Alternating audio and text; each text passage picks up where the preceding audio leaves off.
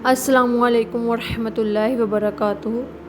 اس تصویر نے کچھ دیر کے لیے میرا دماغ اڑا دیا۔ یہ جولیا پاسٹرنا ہے۔ میکسیکو کی یہ خاتون پیدائشی طور پر بہت نرم دل تھی، لیکن اسے دنیا کی خوفناک ترین شکل کہا جاتا تھا۔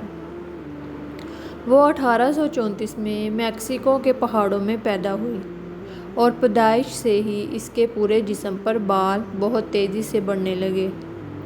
کسی نے اسے قبول نہیں کیا کیونکہ ان کے مطابق یہ ایک عفریت تھا، اور اس کی وجہ سے جولیا کو گھر سے بھاگنا پڑا۔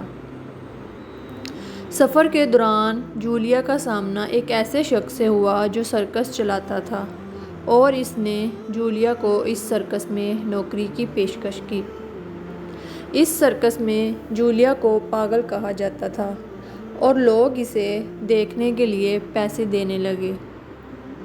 جولیا کے لیے یہ کام مشکل تھا، لیکن اس کے پاس اور کوئی چارہ نہیں تھا۔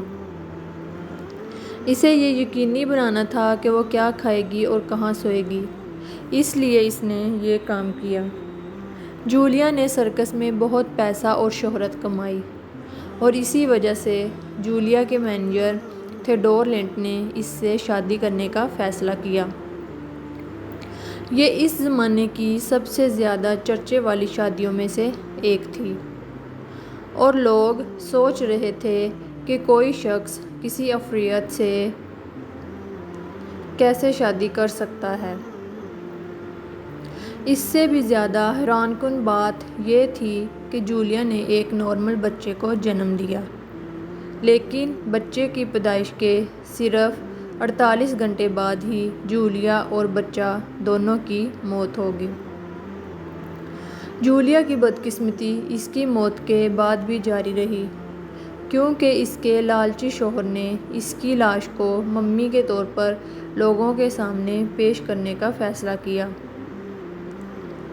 وہ آدھا انسان آدھا بندر دکھا کر لوگوں سے پیسے کمانا چاہتا تھا۔ جولیا کی لاش کئی بار چوری ہوئی اور بالآخر 2005 میں ایک کوڑے دان سے ملی۔ آخر 150 سال بعد جولیا کو اسی طرح عزت کے ساتھ دفن کیا گیا جس طرح انسان کو دفنایا جانا چاہیے۔ اگر آپ کو یہ جولیا کی کہانی اچھی لگی ہے تو اس کو لائک کریں، شیئر کریں اور میرے چینل کو سبسکرائب کر دیں۔ شکریہ، اور بیل آئیکن کو پریس کریں تاکہ ہر نئے آنے والی ویڈیو کا نوٹیفیکیشن آپ کو مل سکے۔